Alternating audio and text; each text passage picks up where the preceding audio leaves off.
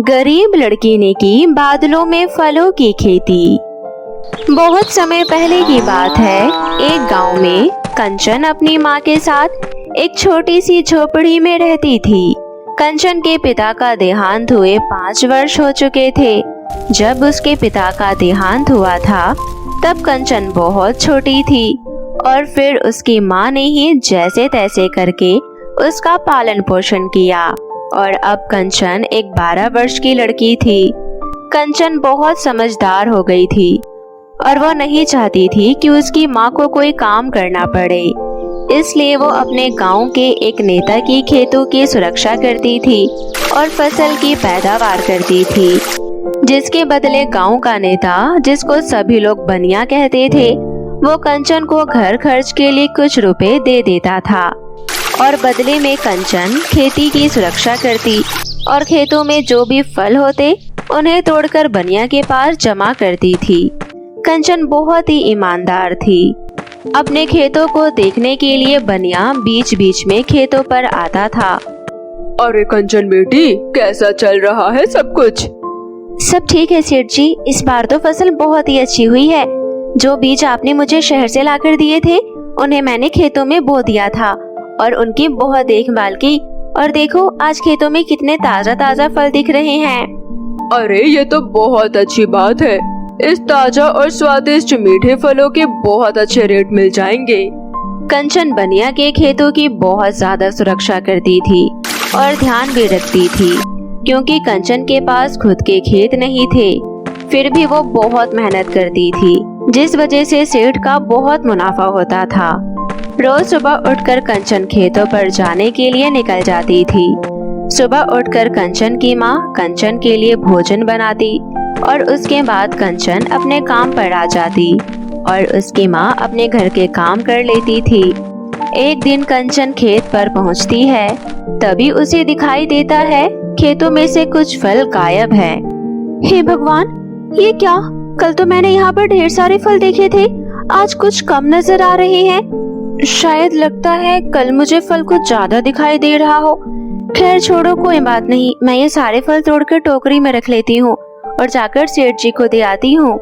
कंचन उस बात पर ज्यादा ध्यान नहीं देती और वो अपना काम हमेशा की तरह करने में लग जाती है। शाम होते ही कंचन अपना काम खत्म करके अपने घर के लिए निकल जाती थी। अरे माँ, तुम अभी तक जाग रही हो? मैं कभी कभी थोड़ा लेट हो जाती हूँ तो आप सो जाया करो, मैं आकर खाना खा लूंगी, आप मेरी चिंता ना करो। बेटी, तेरी चिंता कैसे ना हो, एक तू ही तो मेरा सहारा है और थोड़ी देर जाग लेने से कौन सा कुछ हो जाएगा। वैसे भी तेरे जाने के बाद घर का काम खत्म करके मैं सो जाती हूँ, तो तू मेरी चिंता मत कर। चल अब जल्दी से खाना खा ले, आज मैंने तेरी फेवरेट डिश बनाई है। आप कितनी अच्छी है माँ, आप मेरा कितना ध्यान रखती हैं। भगवान करे आपकी जैसी माँ हर बच्चे को मिले। अब अगले दिन सुबह उठकर कंचन खेतों पर पहुँच जाती है। तब वो देखती है कि ये तो बीते हुए कल की तरह ही दिखाई दे रहा है। खेत में अभी भी फल काफी कम दिखाई दे रहे थे। ये कैसे संभव हो सकता है? कल रात को ही मैंने बहुत अच्छे से ध्यान दिया था, आज तो सच में फल कम है। जरूर कुछ न कुछ तो गड़बड़ है, मुझे कुछ न कुछ जरूर करना चाहिए, नहीं तो एक दिन मालिक मुझे काम से बाहर निकाल देंगे। मुझे तो लग रहा है कोई खेतों में से फल चुरा रहा है, मुझे पता लगाना होगा। मैं किसी न किसी तरह से चोर को पकड़ के रहूंगी। कंचन अब अपने मन में ठान लेती है कि वो चोर को पकड़ कर रहेगी।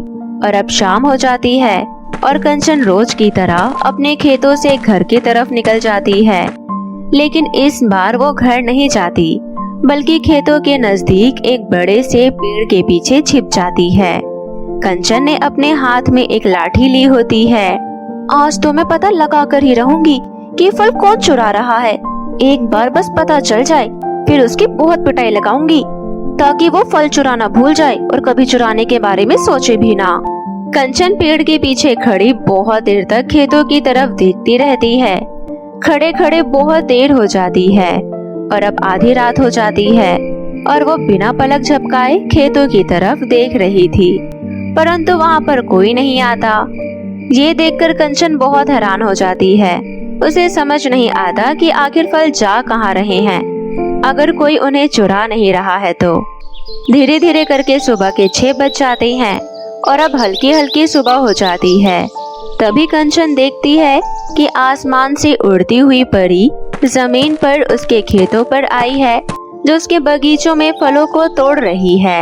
अच्छा, तो ये बात है, ये सारी हरकत परी की है जो मेरे फलों को चुरा रही है। कंचन दौड़कर परी के पास पहुंच जाती है और कहती है, आप तो एक परी हैं और आप मेरे खेतों से फल को चुरा रही हैं। चोरी करना बुरी बात है, क्या आपको ये नहीं पता? अच्छा, तो इन्हें फल कहते हैं। मुझे माफ कर दो जो मैंने इन्हें चुराया, पर हमारे परीलोक में ऐसा स्वादिष्ट फल कहीं नहीं होता, इसलिए मुझे रोजाना यहाँ धरती पर आना पड़ता है।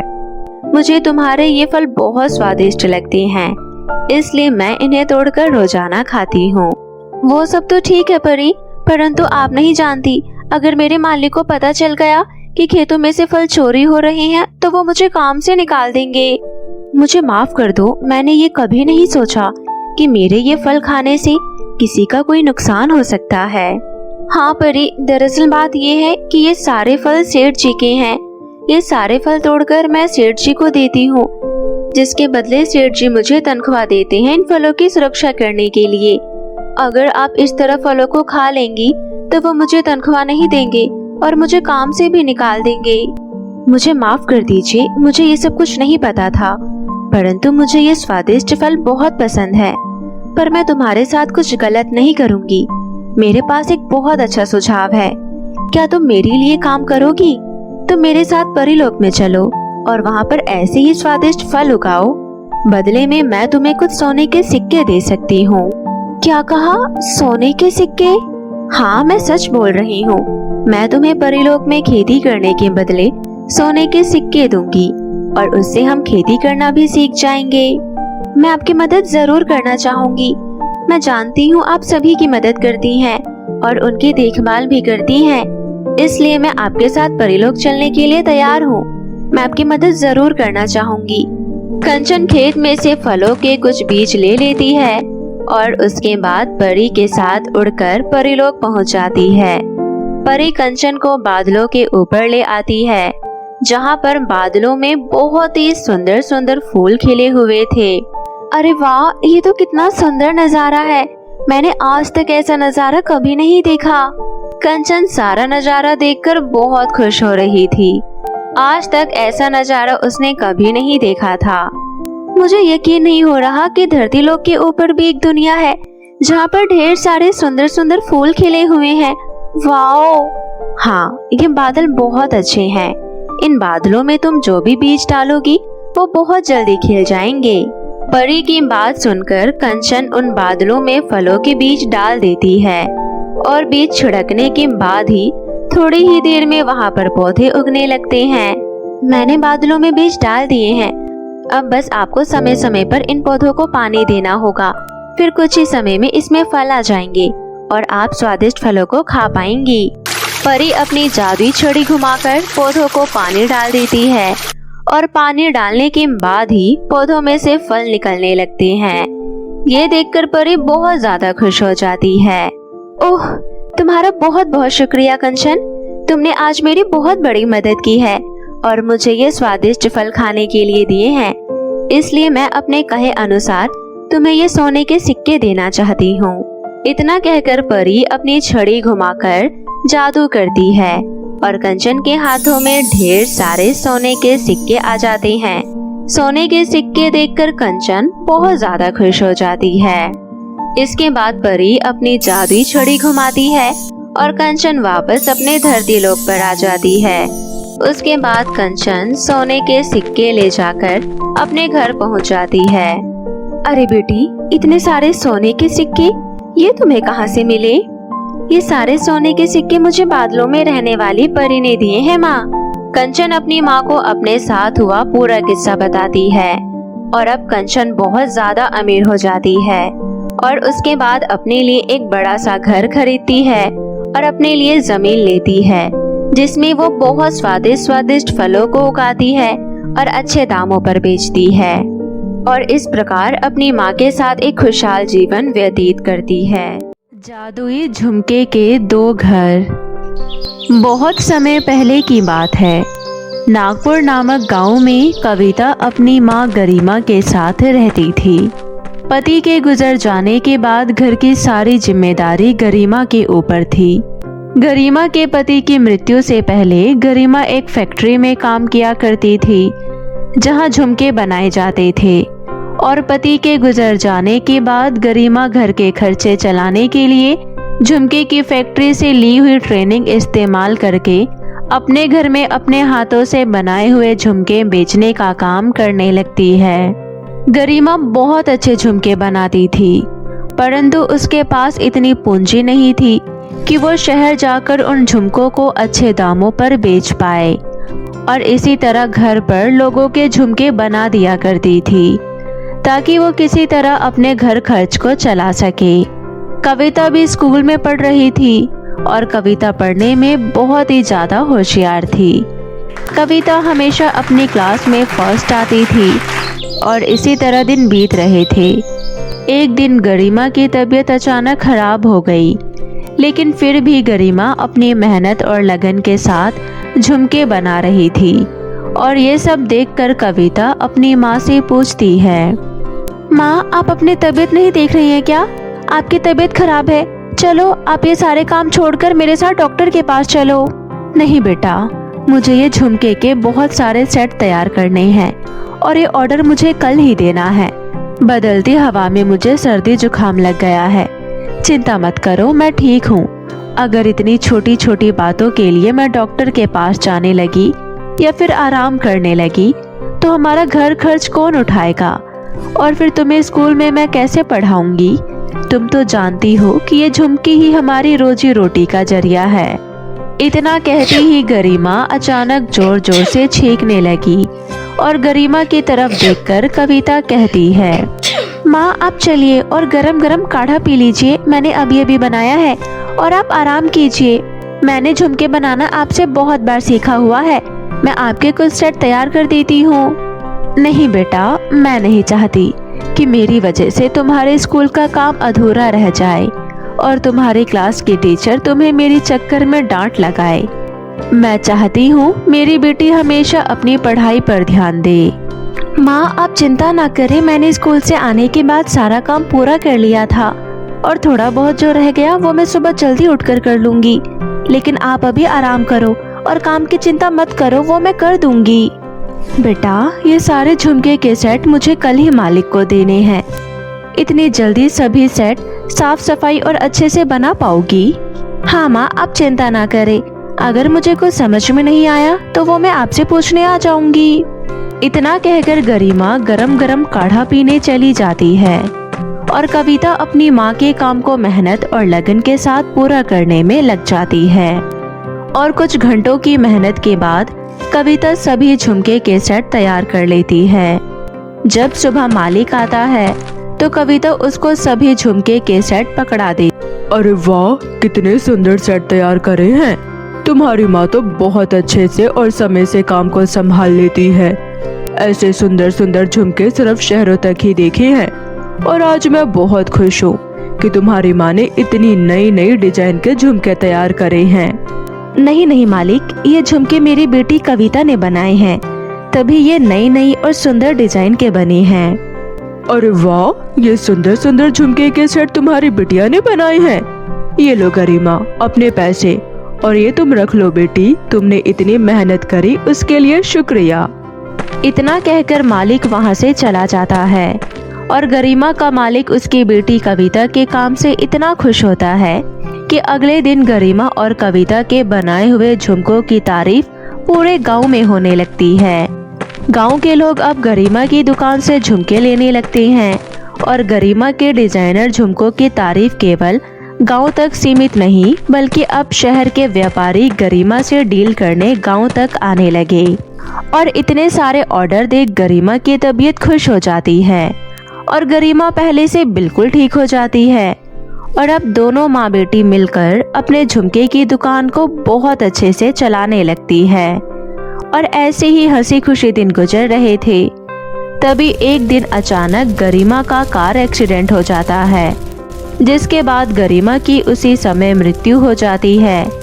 एक्सीडेंट का पता चलने पर कविता फूट फूट कर रोती है। माँ, कम से कम आप मुझे तो छोड़कर नहीं जाती। माँ, पहले पिताजी हमें छोड़कर चले गए और अब आप मुझे छोड़कर चली गई। माँ, मेरा इस दुनिया में कौन है? अब मैं कैसे इस दुनिया में अपना जीवन बिताऊंगी? मैं तो अकेली रह गई। माँ, मुझे भी अपने पास बुला लो ना। गरिमा के गुजर जाने के बाद कविता बिल्कुल अकेली पड़ जाती है और ऐसे ही कुछ दिन बीतते हैं। फिर कुछ दिनों बाद कविता पहले की तरह स्कूल जाने लगती है और जब कविता स्कूल पहुंचती है तो उसे पता चलता है कि स्कूल ना जाने पर उसकी फीस भी भरी नहीं गई, जिसके कारण उसका नाम स्कूल के रजिस्टर से काट दिया जाता है। अपना नाम कट जाने के बाद कविता सोच में पड़ जाती है। लगता है इस साल मेरी क्लास मारी जाएगी, क्योंकि मेरे पास अब इतने पैसे नहीं हैं कि मैं अपनी फीस भरकर फिर से स्कूल में दाखिला ले लूं।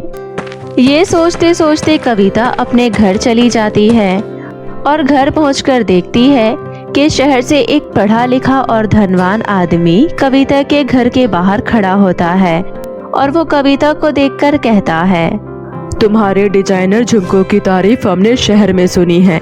क्या तुम मेरी कंपनी के लिए झुमके बनाया करोगी? पैसों की चिंता मत करना, तुम्हें मैं तुम्हारे मुंह बोले पैसे दूंगा और ये लो 10,000 रुपए एडवांस में। तो तुम मुझे 2 हफ्ते बाद सभी झुमकों के सेट दे देना। जी ठीक है साहब, मैं आपकी कंपनी के लिए बहुत अच्छे और डिजाइनर झुमकों के सेट तैयार कर दूंगी। आपकी दुकान के आगे लोगों की भीड़ लग जाएगी।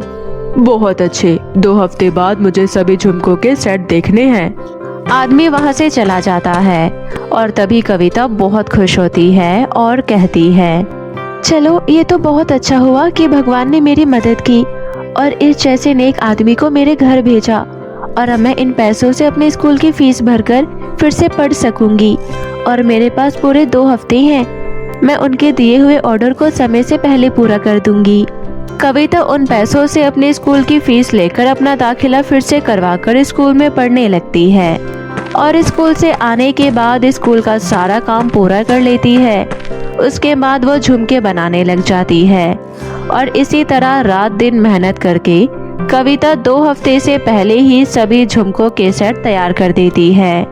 कविता बहुत खुश होती है। आज शहर से आया हुआ आदमी मेरे डिजाइनर और सुंदर झुमके देखकर बहुत खुश हो जाएगा और मुझे आगे भी ऑर्डर दिया करेगा।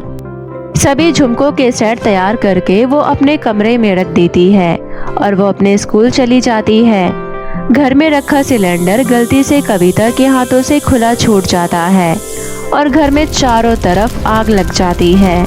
और जब कविता स्कूल से वापस लौटती है और पूरे घर में आग लगा देखती है तो वो बहुत परेशान हो जाती है और कहती है, अरे ये क्या हो गया? मैंने तो उस आदमी से अपना किया हुआ वादा भी पूरा कर दिया। आज वो शहरी आदमी आएगा तो मैं उसको क्या जवाब दूंगी? कविता रोते हुए शहर से आए हुए आदमी को सब कुछ बताती है, लेकिन ये सुनकर वो आदमी गुस्से से लाल हो जाता है। काम पूरा नहीं कर पा रही थी तो मुझे बता देती, लेकिन तुमने तो बहुत बड़ा बहाना ढूंढा अपने आप को बचाने के लिए। मुझे मेरे सभी डिजाइनर झुमके कल किसी भी तरह हाथ में चाहिए। मुझे तुम कल सारे सेट दोगी, वरना मैं तुम्हारे खिलाफ कंप्लेंट कर दूंगा और जो होगा उसे तुम अच्छे से जानती हो। आदमी की डांट फटकार सुनकर कविता बहुत ज्यादा डर जाती है और वो सोचती है कि वो एक दिन में वो सारे झुमके के सेट कैसे बनाएगी। और ये सब सोचते सोचते कविता एक सुनसान जंगल में पहुंच जाती है और एक कुएं के पास जाकर बैठ जाती है। वहां बैठकर रोते रोते अपनी सारी बातें दोहरा रही होती है कि तभी कुएं में लटक रही एक सोने की चेन उसे नजर आती है। अरे ये कैसी चेन है? ये तो मैंने कुएं में पहली बार लटकती हुई देखी है। कविता उन चेन को पकड़कर कुएं में घुस जाती है, जहां उसे डिजाइनर और चमकदार झुमकों से भरी 2 बाल्टी मिलती है। कविता बहुत खुश हो जाती है और तभी कुएं से आवाज आती है, कविता तुम बहुत ही ईमानदार और मेहनती लड़की हो और मैंने तुम्हारी सारी बात सुन ली है। तभी मैंने तुम्हारे लिए ये झुमकों से भरी 2 बाल्टी रखी है। दोनों बाल्टी अपने साथ ले जाओ और ये अपने मालिक को दे देना। नहीं, मेरा तो एक ही बाल्टी से काम चल जाएगा और मालिक भी खुश हो जाएंगे, क्योंकि ये बहुत सुंदर और डिजाइनर झुमके हैं। मैं ज़रूरत के हिसाब से ही चीज़ लूँगी और बाद में खुद अपनी मेहनत से बनाकर बेचूंगी। आपने मेरी मदद करी, इसके लिए आपका बहुत बहुत शुक्रिया। इतना कहकर कविता कुएं से बाहर आ जाती है और अपने मालिक को सभी झुमकों के सेट दे देती है। और इतने सुंदर झुमकों के सेट देखकर शहरी मालिक भी बहुत खुश होता है और फिर से कविता अपनी मेहनत और लगन के साथ पढ़ने लगती है और झुमके बनाने लगती है और हंसी खुशी अपनी ज़िंदगी में रहने लगती है और हमेशा की तरह अपने स्कूल में भी फर्स्ट आने लगती है। तो दोस्तों, कैसी लगी आपको हमारी ये कहानी, हमें कमेंट करके ज़रूर बताएं। और अगर आपको हमारी ये कहानी पसंद आई हो तो हमारे चैनल को सब्सक्राइब करना ना भूलें, क्योंकि हम लाते रहेंगे ऐसी ही नई नई इंटरेस्टिंग कहानियाँ आपके लिए।